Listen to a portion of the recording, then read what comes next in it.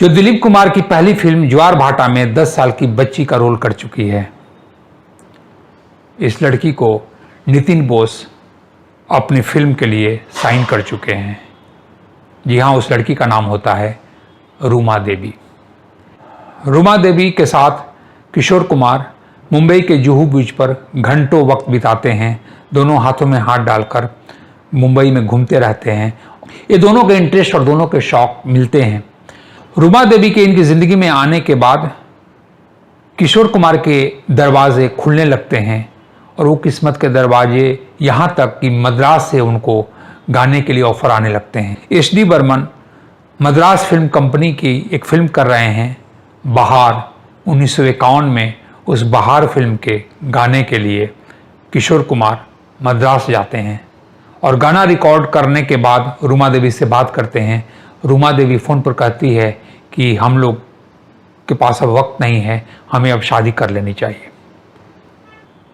किशोर कुमार मद्रास से Santa cruise airport उतरते हैं। उनके पास दुविधा है कि मैं अपने घर जाऊं या रूमा देवी के घर, जहां उनके दोस्त इंतज़ार कर रहे हैं और शादी की तैयारी वहां पर हुई पड़ी है। किशोर कुमार के कदम खुद ब खुद रूमा देवी के घर की तरफ चला जाता है और रूमा देवी के साथ कुछ दोस्तों के प्रेजेंस में किशोर की शादी हो जाती है और दोनों एक नई जिंदगी शुरू करते हैं। किशोर की जिंदगी में रूमा देवी के आने के बाद जैसे चमत्कार हो जाता है, क्योंकि किशोर के पास इतने ऑफर्स आने लगते हैं एक्टिंग के, गायकी के, स्टेज शो के, को उसमें मशगूल हो जाते हैं। रूमा देवी क्योंकि वो घर बसाना चाहती है, इसलिए वो अपना अभिनय और गायकी को तिलांजलि देकर घर पर रहना शुरू करती है और किशोर कुमार बहुत सारे रिकॉर्डिंग्स, बहुत सारे फिल्मों की शूटिंग, बहुत सारे स्टेज शो में अपने आप को मशगूल पाते हैं। 1952 में रूमा देवी और किशोर कुमार के यहाँ एक बच्चा पैदा होता है जिसका नाम रखा जाता है अमित कुमार। अमित जैसे जैसे बड़ा हो रहा है, रूमा देवी चाहती है कि बच्चे के साथ किशोर वक्त दें, थोड़ा सा हम समय बिताए। लेकिन किशोर के पास क्योंकि इतने ऑफर हैं, इतने पैसे आ रहे हैं कि वो पैसे को रोकना नहीं चाहते। वो बोलते हैं कि लक्ष्मी आ रही है, उसे आने दो। इसलिए वो कभी शाम को नहीं लौटते, कभी अपनी बीवी के साथ डिनर नहीं कर पाते। वो हमेशा सुबह 3 बजे 4 बजे आते हैं और फिर सुबह तैयार होकर निकल जाते हैं। अब इस चीज़ से बच्चे और रूमा देवी दोनों फेडअप हो जाते हैं और वो किशोर कुमार को कहती है कि तुम कहीं छुट्टी में हमें नहीं ले जा रहे हो, बच्चा बड़ा हो रहा है, क्या सोचेगा। और किशोर कुमार हमेशा उनको दिलासा देते हैं कि इस छुट्टी में मैं दार्जिलिंग लेकर चलूँगा, इस छुट्टी में मैं तुम्हें जम्मू कश्मीर लेकर चलूँगा। लेकिन होता ये है कि जैसे ही वो दिन आता है, किशोर कुमार दूसरे स्टेज शो ले लेते हैं और वहाँ पर वो स्टेज शो में चले जाते हैं और फिर इंतज़ार करना पड़ता है रूमा देवी और अमित कुमार को। रूमा देवी फैसला करती है कि मैं अब किशोर के साथ ज़िंदगी नहीं गुजार सकती और वो डिवोर्स फाइल करती है।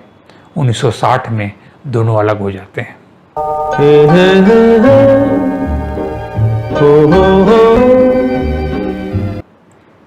रूमा देवी कोलकाता चली आती है और किशोर कुमार बॉम्बे में रह जाते हैं। कोलकाता में आने के बाद रूमा देवी अपना अभिनय और गायकी शुरू करती है। कई बंगाली फिल्मों में, जैसे सत्यजीत रे की फिल्म गणशत्रु में रोल करती है, दिलीप कुमार की फिल्म बैराग में, अपर्णा सेन की फिल्म 36 चौरंगी लेन में वो अभिनय करती है। अपनी सिंगिंग का जो करियर है उसको भी शुरू करती है। लेकिन किशोर कुमार मुंबई में यहाँ धीरे धीरे मधुबाला के करीब होते जाते हैं। मधुबाला किशोर के उपस्थिति में बहुत हंसती है, बहुत खिलखिलाती है, क्योंकि उसको किशोर का साथ बहुत अच्छा लगता है और किशोर से कहती है कि किशोर, मैं सिंगल मरना नहीं चाहती, मैं चाहती हूँ कि जब मैं मरूँ तो मैं मैरिड कहलाऊँ, मैरिड रहूँ। और उसी में 1960 में किशोर कुमार और मधुबाला शादी कर लेते हैं।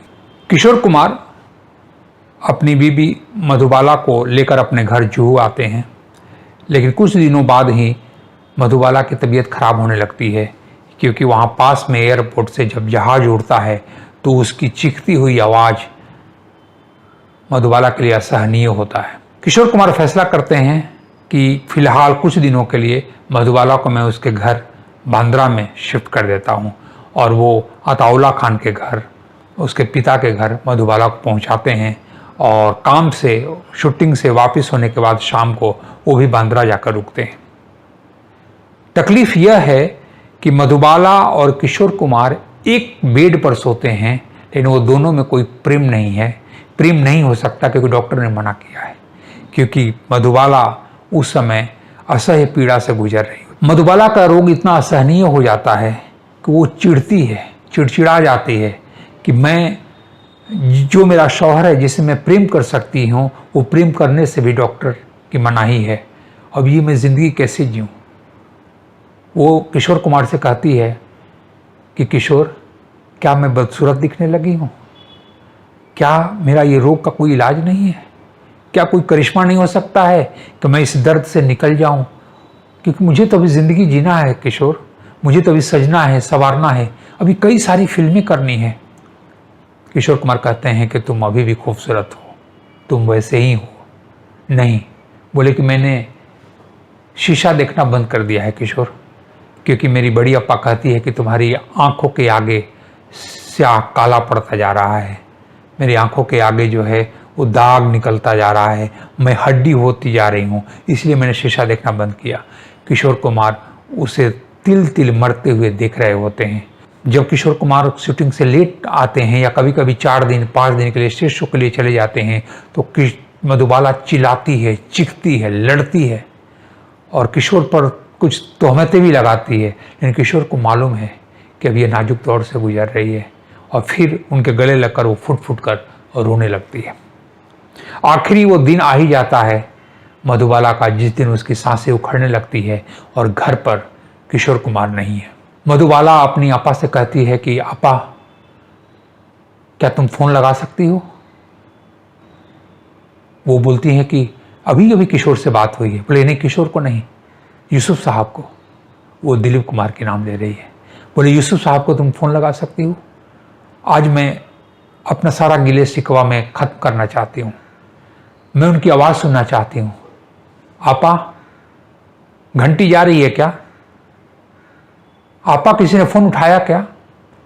उधर से आपा उनकी आती है और कहती है कि फ़ोन उठाया, लेकिन यूसुफ भाई घर पर नहीं है, वो शूटिंग के लिए बॉम्बे से बाहर हैं। थोड़ी देर बाद ही मधुबाला